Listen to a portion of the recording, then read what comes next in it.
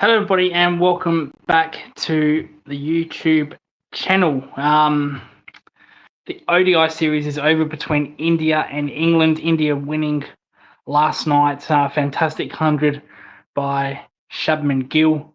Helped India win this match and win the series.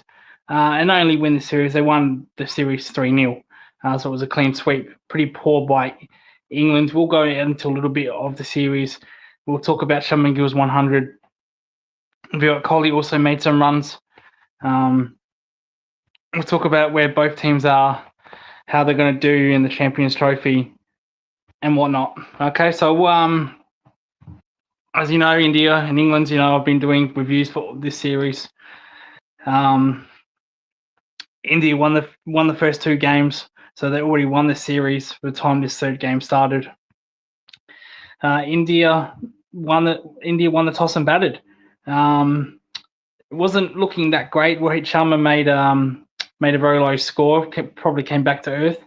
He scored 100 in that second game, fantastic 100 to help India over the line. But it wasn't Rohit Sharma. It was actually Shubman Gill who made that fantastic 100. He was sensational. There's been a lot of questions about his place in this team. Should they play Jaiswal? Shubman Gill got dropped in the Test series, but he made a fantastic 100 against England last night or yesterday, wherever you're watching in the world. But fantastic 100 by Shubman Gill, and England bowlers really just again were poor. Atkinson was really poor. So that their bowling seems to not be getting it right. Their batting, England's batting while chasing down this score wasn't really good enough to be honest. A lot of starts on players. Joe Root didn't make any runs this match. So it's the boss man says hello Gaurav. Thank you for. Joe Root didn't make any runs compared to the second match. They have top order problems for England, unfortunately. So that's something they really need to sort out in the Champions Trophy. Also, for that matter, Australia as well. We might talk about the Australia and Sri Lanka series also, because the Australia, they capitulated as well. Steve Smith again made no runs, but still with England and India. Big fan, sir. Thank you. In India, they've got a very good swing bowler who did not play in the Test series, and hopefully he might actually play for England. My camera has frozen, but stick with us. But yeah, Shubman Gill was named player of the series. Incidentally, there's my camera. So Shubman Gill was player of the series, player of the match. He was fantastic this series. But I really want to talk about the swing bowler of India, who's okay,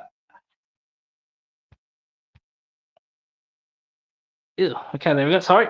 Yeah, I want to really talk about the Indian swing bowler, Akashdeep, who he did not play in the BGT. Who might play in England. He's a very good swing bowler.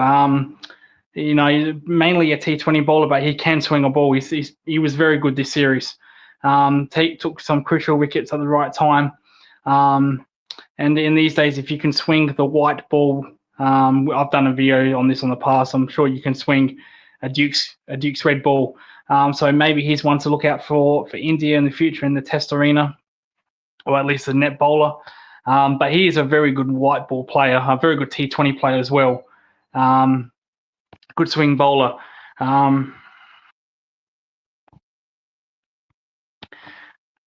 Actually, Deep Singh.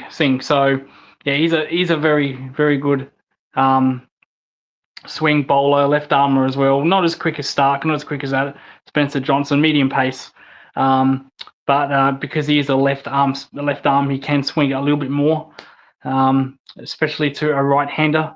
And he was fantastic this series. There's a good chance he might, be the leading wicket taker of this tournament for Pacers, even though it's going to be mostly probably flat wickets in the UAE where India are playing, and most likely flat wickets in Pakistan. We're actually seeing that in Pakistan. They're playing a triangle series between South Africa, Pakistan, New Zealand. We've seen a lot of runs, not so much wickets. So his swing is going to be very reliable. Very, very valuable for India contributing forward to this series. I want to talk about Washington Sundar as well. Washington, he played in the Australian series and the BGT, played in New Zealand in the Test series. Washington, he seems to be the guy that is now going to replace Ashwin moving forward, not just in white ball but in red ball cricket. Washington, he also can bat a bit as well, a bit like Ashwin can bat a bit. So he's also got some responsibility as well. Obviously, you have Jadeja, Patel. Patel also had a good series. He was very good with the ball and bat, especially in Game 2 where he made that 40. So he's going to be very valuable. Patel is also probably out of their red ball team at the moment, but white ball team is very, very good. So India have a lot of spin options. They've also got Kuldeep Deep, the leg spinner, if they want to go through him as well. So India's white ball spinners, there's a lot as well. So there's no problem with that, with the spin department. They've also got a good all-rounder in Pandya, who's been injured. He again, he did well in England in the red ball series. We got it to reverse swing, but he's been injured ever since. He's been struggling again in the team, especially with red ball. But he's a good all-rounder, very good with the ball as well. He can reverse swing. Probably won't matter with the white ball because, as you know, in the ODI format, they don't use one white ball; they use two, which I think is a little bit disappointing. Because you do lose swing, chance to reverse swing at the back end of the overs. So they use two new white balls.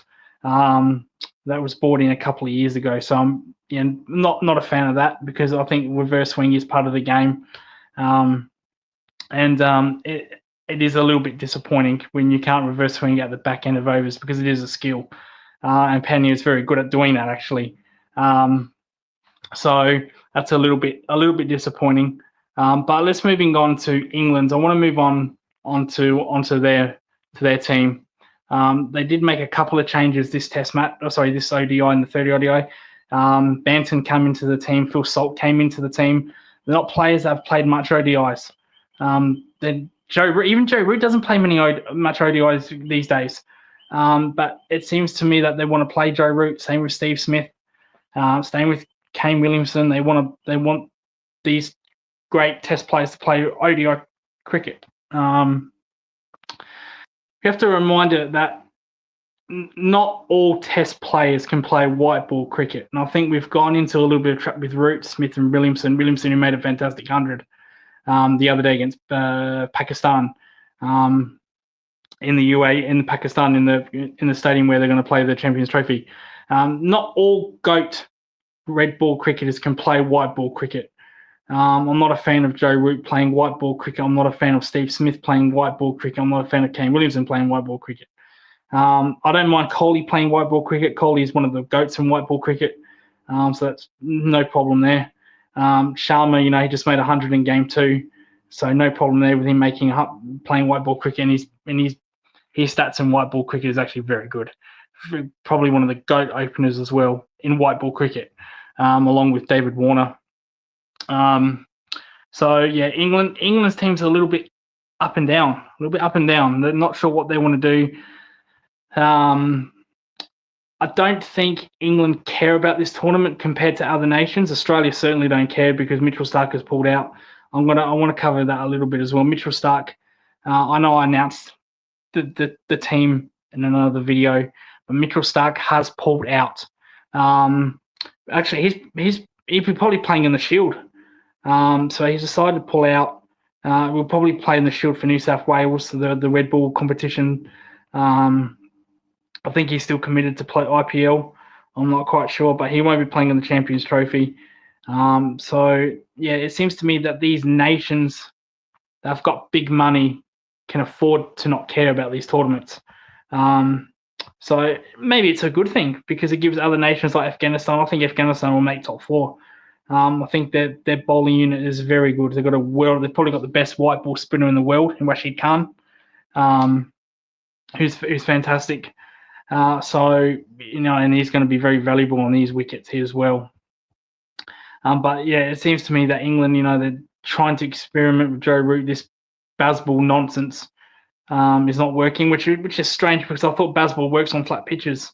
There were talks that they were going to make 500 in an ODI game, 500 runs in an ODI game with this Bazball, just ridiculous talk.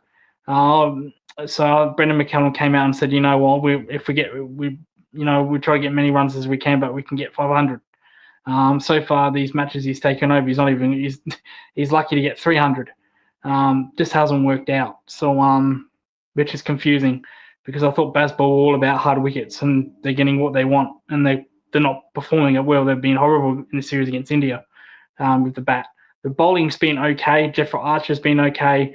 Wood struggling a little bit. Adil Rashid has been okay.